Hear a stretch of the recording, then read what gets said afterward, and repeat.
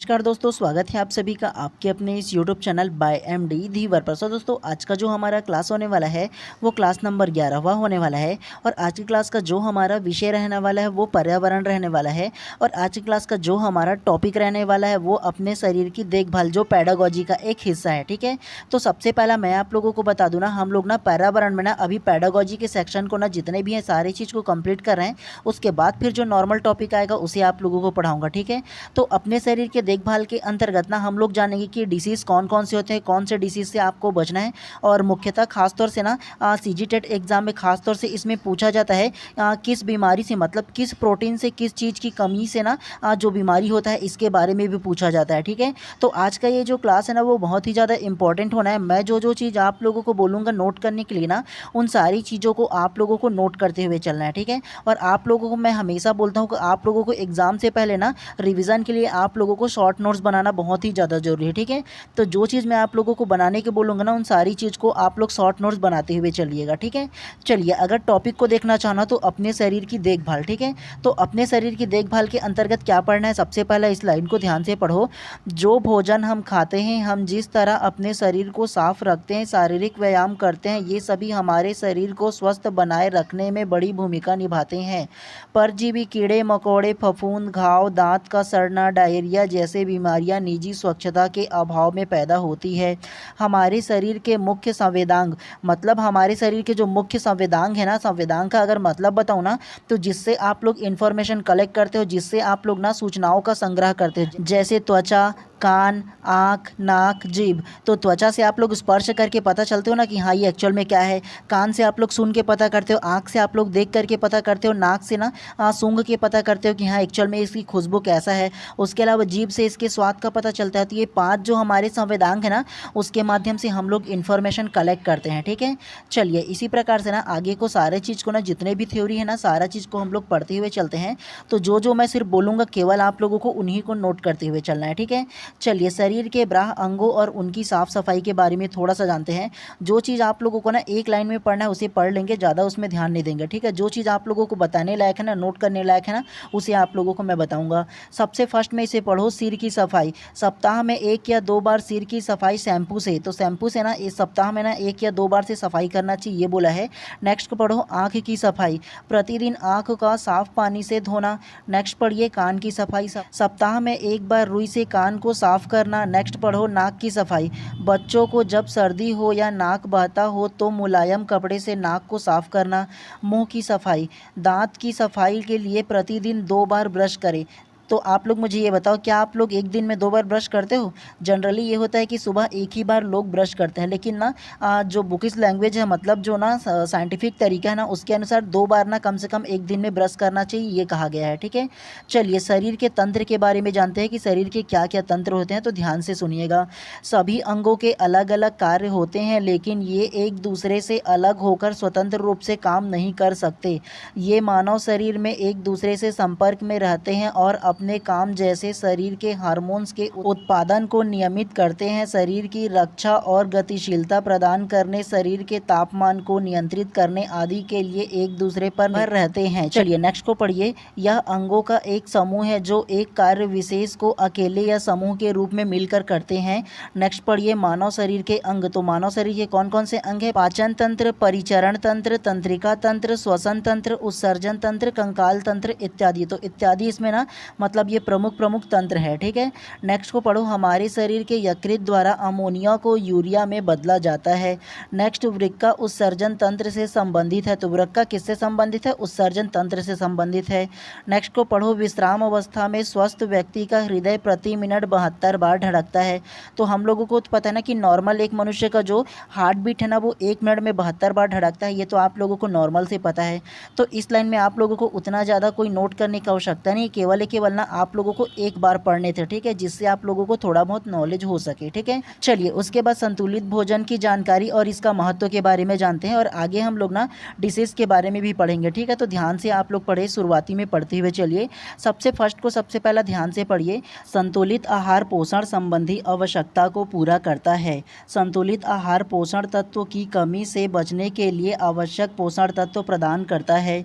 स्वस्थ भोजन से मधुमेह, कैंसर और हृदय रोग जैसी जैसी बीमारियों के विकास को रोका जा सकता है। संतुलित आहार के घटक, तो क्या क्या घटक है इसको जानते हैं। सबसे फर्स्ट में दिया है जल, तो इसको ध्यान से पढ़ो। जीवों के शरीर में जल की मात्रा 50 से 85% तक होती है। मनुष्य के शरीर में 70% भार जल के कारण होता है। तो आप लोगों को तो पता होगा ना कि मनुष्य के शरीर में लगभग 70% जो होता है वो जल होता है, मतलब पानी होता है। दूसरा को पढ़िए खनिज लवण के बारे में। यह शरीर के कार्बनिक और अकार्बनिक अणुओं के आयामों के रूप में होते हैं। नेक्स्ट, शरीर में पाए जाने वाले मुख्य खनिज लवण, गंधक, calcium, phosphorus, sodium, potassium, chlorine, अवयव, लौह, आयोडीन, मैग्नीज इत्यादि। तो मनुष्य के शरीर में ना इतने सारे जो ना कैल्शियम वगैरह, जो प्रोटीन वगैरह ना, सारा चीज़ पाया जाता है जो खनिज लवण है वो, ठीक है। उसके अलावा नेक्स्ट को पढ़ो, लौह तत्व आयरन की कमी से एनीमिया रोग होता है। तो ये चीज़ आप लोगों को नोट करके रखना है, ठीक है। देखो, लौह तत्व की कमी से क्या होता है, लौह तत्व मतलब आयरन की कमी से क्या होता है, एनीमिया रोग होता है। ये आप लोगों को नोट करके रखना अपना शॉर्ट नोट्स में, ठीक है। उसके अलावा नेक्स्ट को पढ़िए, फ्लोराइड की अधिकता से फ्लोराइड रोग होता है। तो ये फ्लोराइड की अधिकता से क्या होता है, इसे भी नोट करके रखिए। फ्लोराइड की अधिकता से फ्लोराइड जैसे जो रोग है ना वो होता है। इन दोनों को आप लोगों को नोट करना है, ठीक है। चलिए इसी प्रकार से नेक्स्ट को पढ़ते हुए चलते हैं। चलिए तीसरा, कार्बोहाइड्रेट के बारे में पढ़िए ध्यान से। सजीवों में सबसे प्रचुर मात्रा में पाए जाने वाले यौगिक है। यह कार्बन, हाइड्रोजन और ऑक्सीजन से बनता है। इन्हें कार्बोहाइड्रेट कहते हैं। तो ये जो कार्बोहाइड्रेट है वो किससे मिलकर बनता है, हाइड्रोजन और ऑक्सीजन से मिलकर के बनता है, ठीक है। कार्बोहाइड्रेट किससे मिलकर बनता है, हाइड्रोजन और ऑक्सीजन से मिलकर बनता है। ये आप लोगों को याद रखना है। और ये जो कार्बोहाइड्रेट है ना, उसका जो सूत्र दिया है इसको देखो, CX ब्रैकेट H2OY करके दिया है। इसे भी आप लोगों को नोट करना है, ठीक है, कार्बोहाइड्रेट का जो सामान्य सूत्र है उसको। चलिए उसके बाद ना प्रोटीन के बारे में जानते हैं। प्रोटीन क्या है, प्रोटीन अमोनो एसिड के बहुलक है जिसका गठन कार्बन, हाइड्रोजन, ऑक्सीजन एवं नाइट्रोजन तत्व के अणुओं से मिलकर होता है। प्रोटीन की कमी से क्वाशरको नामक बीमारी होती है। प्रोटीन का सर्वश्रेष्ठ स्रोत सोयाबीन है। तो इस चीज़ में ये जो लाइन है ना, उसमें आप लोगों को क्या याद रखना है, प्रोटीन में प्रोटीन किनसे मिलकर बनता है, तो प्रोटीन जो है ना वो कार्बन, हाइड्रोजन और ऑक्सीजन एवं नाइट्रोजन के जो तत्व अणु है ना उनसे मिलकर बना होता है। ये आप लोगों को याद रखना है। उसके अलावा प्रोटीन की कमी से क्या होता है, तो प्रोटीन की कमी से ना ये जो क्वाशरको नामक जो बीमारी है, जो रोग है ना वो होता है। इसे भी आप लोगों को नोट करना है। और प्रोटीन का जो सर्वश्रेष्ठ जो स्रोत है, सबसे ज़्यादा जो प्रोटीन होता है वो सोयाबीन में होता है। सोयाबीन का आप लोग जो बीज होता है वो, और सोयाबीन का जो बड़ी आप लोग खाते हो ना, वो भी इसका सबसे ज़्यादा प्रोटीन उसमें मिलता है, ठीक है। तो ये दोनों चीज़ आप लोगों को याद रखना है। चलिए उसके बाद पांचवा, वसा क्या है इसके बारे में जानते हैं। वसा कार्बन, हाइड्रोजन और ऑक्सीजन के यौगिक है। तो वसा क्या है, कार्बन, हाइड्रोजन और ऑक्सीजन के यौगिक है। उसके अलावा ध्यान से नीचे को पढ़ो, विटामिन A, D तथा E के लिए विलायक का कार्य करते हैं। तो इसमें विटामिन कौन कौन सा है, तो A, D, E तथा E के लिए क्या कार्य करता है, विलायक का कार्य करता है। ये भी आप लोगों को नोट करना है। चलिए उसके अलावा छठवां, न्यूक्लिक एसिड के बारे में जानते हैं कि आखिर ये न्यूक्लिक एसिड है क्या। ये प्यूरिन, पायरीमिडीन न्यूक्लियोटाइड के रेखीय क्रम में विन्यासित बहुलक है। तो ये जो न्यूक्लिक एसिड है ना उसे आप लोगों को याद रखना है। इसके बाद सातवां, विटामिन के बारे में जानते हैं कि आखिर विटामिन क्या क्या होता है। सबसे फर्स्ट को ध्यान से पढ़ो, विटामिन ऐसा पदार्थ है जो न्यूनता रोग से बचाने के लिए अल्प मात्रा में आवश्यक है। नेक्स्ट को पढ़ो, विटामिन ऊर्जा प्रदान नहीं करते वरत ऊर्जा संबंधी रासायनिक क्रियाओं को नियंत्रित करते हैं। इसकी कमी से त्रुटिपूर्ण उपाचयन के कारण प्राणियों में अनेक रोग होते हैं। इसी कारण इन्हें वृद्धि तत्व कहते हैं। तो वृद्धि तत्व किसे कहते हैं, तो विटामिन को कहते हैं। ये आप लोगों को याद रखना है, ठीक है। नेक्स्ट को पढ़िए, प्राणी विटामिन का संश्लेषण नहीं करते, इसकी प्राप्ति का एकमात्र स्रोत भोजन है। तो भोजन से ही हम लोगों का क्या मिलता है, विटामिन मिलता है, ठीक है। नेक्स्ट पढ़िए, विटामिन A, D, E तथा के वसा में घुलनशील होते हैं। तो घुलनशील कौन कौन सा होता है, तो विटामिन A, D, E तथा के जो है ना वो वसा में घुलनशील होता है। ये आप लोगों को याद रखना है। नेक्स्ट को पढ़िए, विटामिन B, C जल में घुलनशील होते हैं। तो विटामिन कौन सा है जो जल में घुलनशील होता है, तो विटामिन जो B और C जो है ना वो जल में घुलनशील होता है। ये आप लोगों को याद रखना है। और वसा में घुलनशील कौन कौन सा होता है, तो A, D, E तथा के जो है वो वसा में घुलनशील होता है। दोनों के अंतर को लिखिएगा आप लोग, ठीक है, नोट करके, इंपॉर्टेंट है ऐसे टॉपिक जो होते हैं वो। नेक्स्ट को पढ़िए, चावल को पॉलिश करने से उसमें उपस्थित थायमिन विटामिन नष्ट हो जाता है। तो चावल को अगर पॉलिश किया जाता है ना, तो चावल में जो विटामिन पाया जाता है वो थायमिन विटामिन पाया जाता है, और चावल को जब पॉलिश कर दिया जाता है ना, तो उसमें जो उपस्थित जो थायमिन विटामिन है वो नष्ट हो जाता है। ये आप लोगों को याद रखना है। पूछा जा सकता है कि चावल में कौन सी विटामिन पाया जाता है, ठीक है, तो ऐसी चीज़ों को आप लोगों को नोट करना है। नेक्स्ट को पढ़िए, गाजर में विटामिन ए प्रचुर मात्रा में पाया जाता है। तो गाजर में कौन सा विटामिन पाया जाता है? ए पाया जाता है। नेक्स्ट को पढ़िए, अंडा प्रोटीन विटामिन और खनिज लवण का भरपूर स्रोत है। तो अंडा किसका है? तो विटामिन खनिज और लवण का ना भरपूर स्रोत है। ये भी आप लोगों को याद रखना है।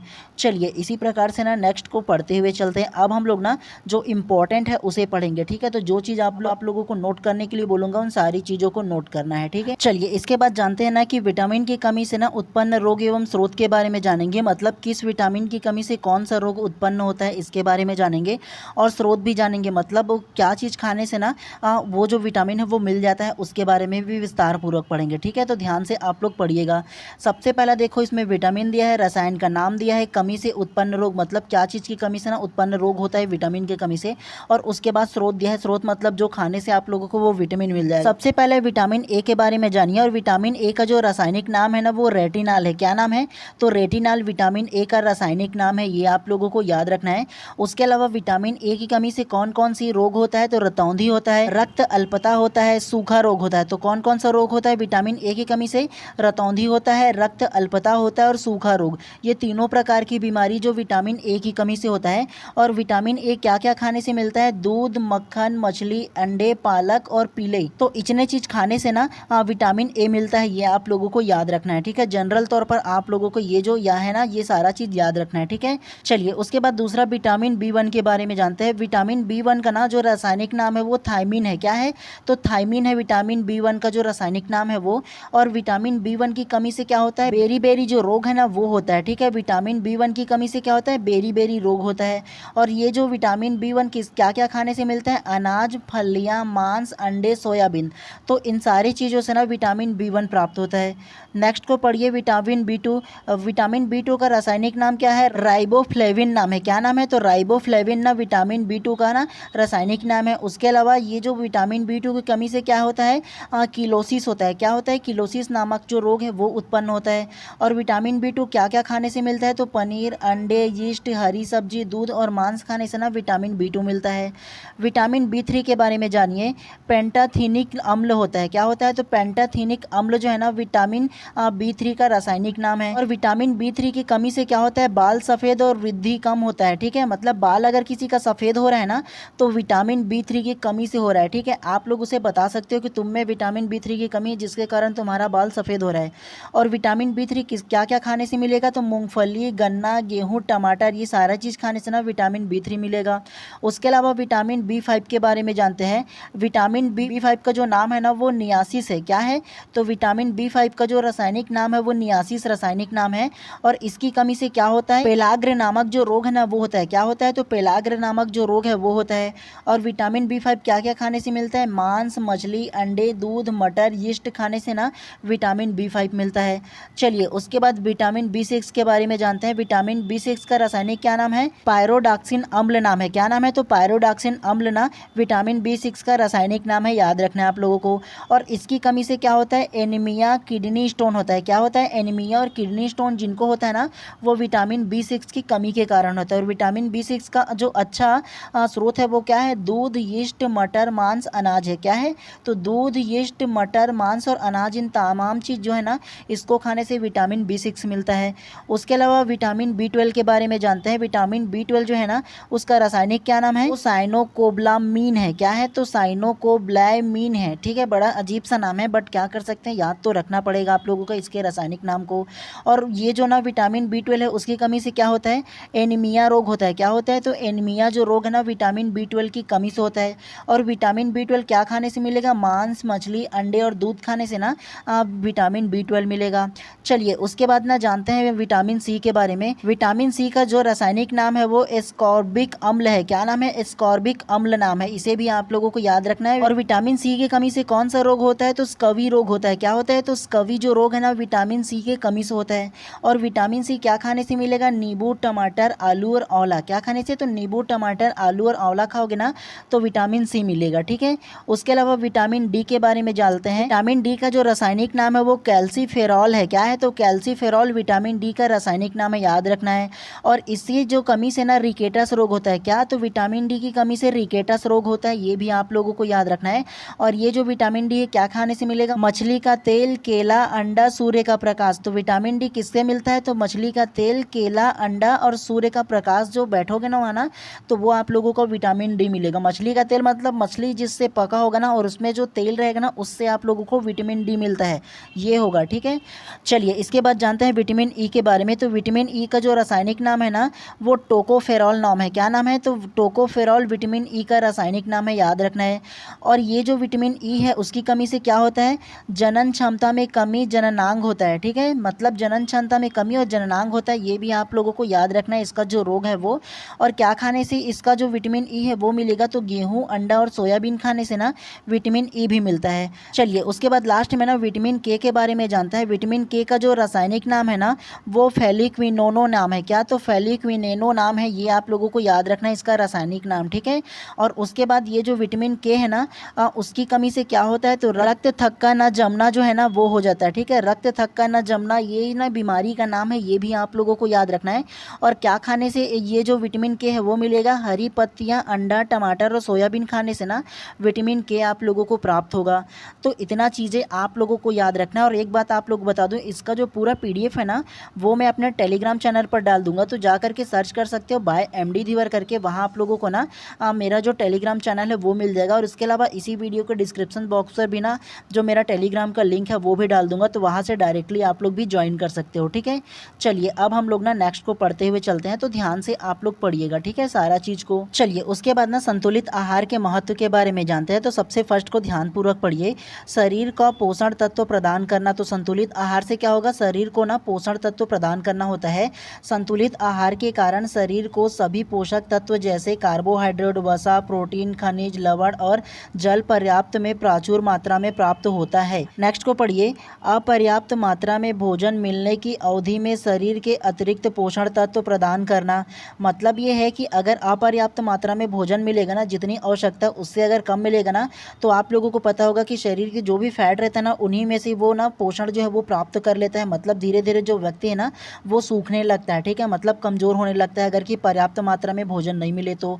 थर्ड को पढ़िए। शरीर निर्माण एवं बुद्धि हेतु आवश्यक होता है। तो संतुलित भोजन शरीर निर्माण और बुद्धि हेतु क्या होता है? आवश्यक होता है। फोर्थ को पढ़िए। शारीरिक क्रियाओं का सुचारू रूप से संचालन हेतु आवश्यक है। 5 को पढ़िए। शरीर की सुरक्षा के लिए यदि हमारा आहार संतुलित हो तो इससे शरीर की रोग प्रतिरोधक क्षमता का विकास होता है। मतलब अगर हमें संतुलित भोजन मिले और पर्याप्त मात्रा में मिले ना, तो शरीर में जितने भी प्रकार के रोग उत्पन्न होते हैं ना उन सारे से लड़ने की जो क्षमता है ना वो प्राप्त होता है। मतलब रोग से प्रतिरोधक क्षमता विकसित होता है, ये आप लोगों को याद रखना है। ठीक है, चलिए उसके बाद ना मानव रोग के बारे में जानते हैं। ह्यूमन डिसीज़ जो है ना उसके बारे में जानते हैं। सबसे फर्स्ट को पढ़ो। शरीर में विकार होना ही रोग कहलाता है। तो शरीर में विकार होना ही क्या कहलाता है? रोग कहलाता है। रोग के प्रकार दिया, तो रोग के मुख्यतः 2 प्रकार के रोग होते हैं। सबसे पहला जन्मजात रोग होता है और दूसरा उपार्जित रोग होता है। तो रोग कितने प्रकार के होते हैं? केवल 2 प्रकार के रोग होते हैं। ठीक है, चलिए सबसे पहला जन्मजात रोग कौन कौन सा है इसके बारे में जानते हैं। सबसे पहला देखो तो हीमोफीलिया। क्या है? तो हीमोफीलिया सबसे पहला जन्मजात रोग है। दूसरा जो है वो वर्णाधनता है। क्या? तो सबसे पहला जो है वो हीमोफीलिया है, दूसरा वर्णाधनता है, तीसरा टर्नर सिंड्रोम है, चौथा डाउन सिंड्रोम है और पांचवा सिकल सेल है। सिकल सेल आप लोगों को पता होगा ना कि खून की कमी होता है, मतलब खून बनता ही नहीं है इस बॉडी में, तो वो सिकल सेल कहलाता है। उसके अलावा डाउन सिंड्रोम, टर्नल सिंड्रोम, वर्णाधनता, हीमोफीलिया, तो ये तमाम जो रोग है ना 5 प्रकार के ना वो जन्मजात रोग है, ये आप लोगों को याद रखना है। चलिए उसके बाद ना उपार्जित जो रोग है ना उसके बारे में जानते हैं, तो इसको भी आप लोग ध्यान से पढ़िएगा। ठीक है, चलिए दूसरा में जानते हैं उपार्जित रोग के बारे में। उपार्जित रोग क्या है ये जानते हैं। संक्रामक रोग में इसमें जीवाणु, विषाणु, कवक जनित रोग आते हैं जो विभिन्न वाहकों द्वारा फैलता है। असंक्रमित रोग को जानते हैं क्या होता है। यह रोग स्थानांतरित नहीं होते, जैसे मधुमेह, जोड़े का दर्द, कैंसर, हृदयघात रोग, विटामिन की कमी से हीनता जन्य रोग आदि होता है। तो ये भी आप लोगों को याद रखना है, ठीक है। चलिए नेक्स्ट को पढ़ते हैं, टीकाकरण के बारे में। अब इंपॉर्टेंट को भी और पढ़ते हैं, ठीक है। चलिए नेक्स्ट में टीकाकरण के बारे में पढ़ते हैं। इसको पढ़ने से पहले एक चीज़ आप लोगों को बता दूं, आप लोगों का जो बाल विकास का जो विषय है ना, उसको मैं अपने एक और चैनल धीवर एकेडमी पर चला रहा हूँ, ठीक है। और अभी तक के नहीं देखे होंगे ना, तो उसको भी जा करके देख लीजिएगा, ठीक है। लिंक मैं इसे डिस्क्रिप्शन बॉक्स पर डाल दूंगा। उसके अलावा सर्च भी करिएगा तो मिल जाएगा धीवर एकेडमी करके ना। वहाँ आप लोगों का बाल विकास का 10 से 12 क्लास ले चुका हूँ, ठीक है। सरल तरीके से उसको भी पढ़ा रहा हूँ, तो नहीं देखे होंगे तो उसको भी देख लीजिए, ताकि आप लोगों का सीजी टेट का तैयारी बेहतरीन तरीके से हो पाए, ठीक है। चलिए अब हम लोग ना पढ़ने की ओर ध्यान देते हैं, तो ध्यान से इसको पढ़िएगा। किसी बीमारी के विरुद्ध प्रतिरोधात्मक क्षमता विकसित करने के लिए जो दवा खिलाई पिलाई या किसी अन्य रूप से दी जाती है उसे टीका कहते हैं, तथा यह क्रिया टीकाकरण कहलाता है। संक्रामक रोगों की रोकथाम के लिए टीकाकरण सर्वाधिक प्रभावी एवं सस्ती विधि मानी जाती है। तो ये चीज़ आप लोगों को याद रखना है। चलिए अब हम लोग ना राष्ट्रीय टीकाकरण तालिका एवं शिशुओं के लिए जानते हैं, मतलब ना सरकार के द्वारा ना राष्ट्रीय टीकाकरण जो तालिका है उसके बारे में जानते हैं, जो शिशुओं के लिए खास तौर से लागू किया गया था, ठीक है। तो ध्यान से आप लोग इसे भी पढ़िएगा। सबसे फर्स्ट में दिया है उम्र दिया है, उसका बाद ना टीकाकरण का नाम भी है, और उसके बाद बीमारियों से बचाव। तो टीकाकरण और बीमारियों से जो बचाव है ना, वो आप लोगों को याद रखना है। सबसे फर्स्ट को पढ़ो, जन्म से 24 माह के भीतर, मतलब जो बच्चा रहता है ना, वो जन्म से 24 माह के भीतर ना उसको कौन से टीका दिया जाता है। तो सबसे पहला BCG ओफी एवं हेपेटाइटिस बी का जो टीका है वो दिया जाता है। किसके बचाव के लिए? तो टीबी या तपेदिक पोलियो एवं पीलिया हेपेटाइटिस बी, तो ये तमाम रोगों के बचाव के लिए ना ये जो टीका है वो दिया जाता है, ठीक है। क्या टीका दिया जाता है? BCG ओफी एवं हेपेटाइटिस बी। तो हेपेटाइटिस बी को आप लोगों को याद रखना है, ठीक है। उसके अलावा दूसरा को पढ़ो, 1.5 माह, 1.5 महीने के बच्चों को कौन सा टीका दिया जाता है? DPT1 हेपेटाइटिस बी तथा OPE1 दिया जाता है। ये आप लोग एक बार याद रखिएगा, 1-2 बार पढ़ोगे ना तो याद हो जाएगा, ठीक है। तो ये किस रोगों के लिए दिया जाता है? डिप्थीरिया, काली खांसी, टेटनेस, पीलिया तथा पोलियो के लिए ना 1.5 महीने में जो बच्चे होते हैं ना उसको टीका दिया जाता है। आप लोगों ने देखा होगा, आपके घर भी अगर बच्चा होगा तो ना हर 1.5 महीना, 2 महीना, 6 महीने में बच्चों को लेकर के जाया जाता है हॉस्पिटल उसको टीका लगवाने के लिए, ठीक है। तीसरा को पढ़िए, 2.5 माह पर, 2.5 महीना का जब बच्चा हो जाता है ना उसके कौन सा टीका जाता है? तो DPT हेपेटाइटिस B2 दिया जाता है। क्या? DPT hepatitis B2। क्या? तो DPT हेपेटाइटिस B2 दिया जाता है। किस रोग के बचाव के लिए? डिप्थीरिया, काली खांसी, टेटनेस, पीलिया तथा पोलियो तथा OPE2 के लिए दिया जाता है, ठीक है। चौथा को पढ़िए, 3.5 माह, तो 3.5 महीने पर कौन सा टीका दिया जाता है? DTP3 हेपेटाइटिस बी दिया जाता है। किस रोग के लिए? डिप्थीरिया, काली खांसी, टेटनेस, पीलिया तथा पोलियो तथा OPE3 के लिए दिया जाता है। पांचवा को पढ़िए, 9 से 12 माह तक के, तो 9 से 12 माह के बच्चों को कौन सा टीका दिया जाता है? खसरे का टीका तथा प्रथम विटामिन ए एवं प्रथम खुराक दिया जाता है, ठीक है। तो यहाँ से आप लोगों का थोड़ा सा अलग हो गया, 1 से लेकर के 4 तक की लगभग ना ये जो टीका है वो सेम नाम है, ठीक है, और सेम बीमारियाँ हैं। यहाँ से ना जो पाँचवा है वहाँ से थोड़ा सा अलग हो जाता है, तो इसे आप लोगों को याद रखना है। 9 से 12 माह के बच्चे को ना खसरे का टीका दिया जाता है, प्रथम विटामिन ए दिया जाता है और प्रथम खुराक दिया जाता है। किसके लिए दिया जाता है? तो खसरा तथा रतौंधी बीमारी जो होता है ना उसको बचाव के लिए ना ये दिया जाता है, ठीक है। छठवा को अब पढ़िए, 6 से 24 माह पर, तो 6 से 24 माह के बच्चों को कौन सा टीका दिया जाता है? ETP प्रथम बूस्टर तथा पोलियो बूस्टर दिया जाता है। किस रोग को बचाव के लिए? डिप्थीरिया, काली खांसी, टेटनेस तथा पोलियो के बचाव के लिए दिया जाता है। सातवां को पढ़िए, 16 से 24 माह के बच्चों पर, ठीक है। तो 16 से जो 24 माह के बच्चे होंगे उसे कौन सा जो खुराक है वो दिया जाता है? तो खसरे की द्वितीय खुराक दिया जाता है, मतलब जो टीका लगाया जाता है वो खसरे की द्वितीय खुराक दिया जाता है खसरा बीमारी से बचाव के लिए। आठवां को पढ़िए, 16 से 5 वर्ष तक के बालक को कौन सा टीका दिया जाता है? ये पढ़ो, विटामिन ए की दूसरी एवं 9वीं खुराक 6 माह के अंतराल पर दिया जाता है रतौंधी से बचाव के लिए, ठीक है। अंतिम में 9वां को पढ़िए, 5 वर्ष के जो बालक है उसको DPT का दूसरा बूस्टर दिया जाता है, ठीक है। डिप्थीरिया, काली खांसी और टेटनेस जो है ना ऐसे बीमारी से बचाव के लिए ये तमाम जो खुराक है ना वो दिया जाता है, जो टीका है वो वो लगाया जाता है जो बच्चों को, ठीक है।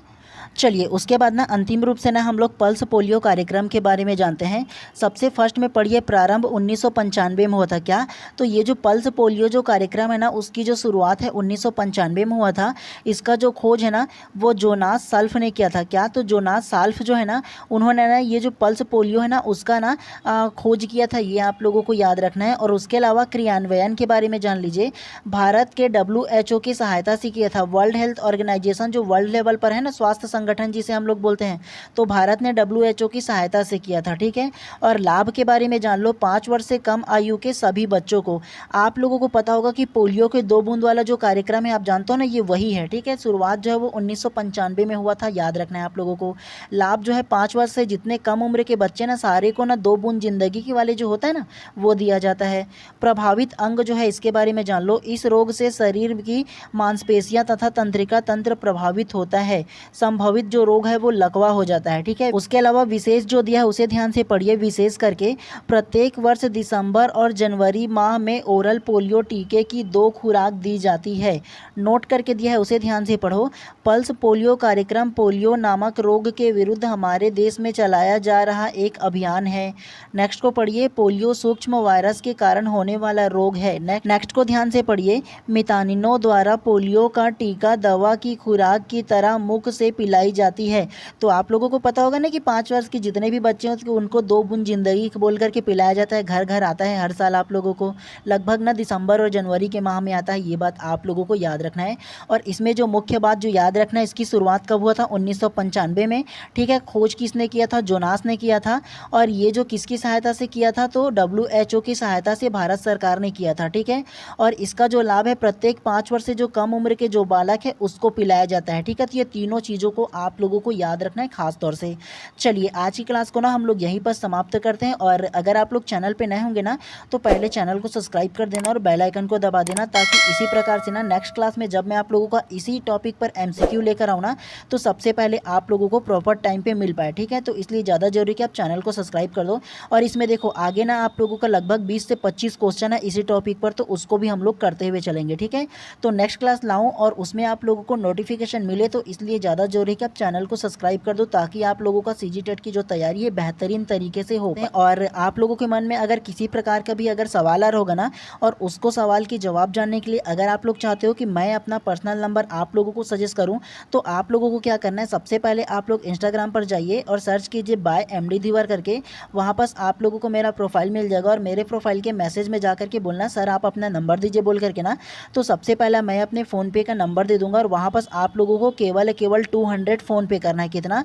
तो 200 आप लोगों को वहाँ पर फ़ोन पे करना है। उसके बाद जो पर्सनल में अपना नंबर है उसे आप लोगों को दे दूंगा। उसके बाद आप लोग किसी भी प्रकार की अगर सवाल पूछना होगा, किसी डाउट पूछना होगा, अगर किसी प्रकार की आप लोग को सजेशन चाहिए ना, तो तमाम चीज़ मैं आप लोगों को देने के लिए रेडी रहूँगा और मैं आप लोगों से पर्सनल बात करूँगा। इसके बाद कभी भी आप लोग कॉल कर सकते हो, ठीक है। और ये रिक्वायरमेंट रखने का मतलब यह है कि जो विशेष लोग हैं ना, जिनको विशेष सजेशन चाहिए, उनके लिए मैं ये रिक्वायरमेंट रखा हूँ, ठीक है। बाकी आप लोग नॉर्मल मैसेज जो करोगे ना इसी कमेंट बॉक्स पर, उसका भी मैं रिप्लाई करूँगा, लेकिन ये विशेष लोगों के लिए रखा गया है, ठीक है। चलिए सोचिएगा एक बार ज़रूर। चलिए मिलते हैं ना नेक्स्ट क्लास में, तब तक के लिए आप सभी ना पढ़ते रहिए, बढ़िया से अपना तैयारी करते रहिए, ठीक है।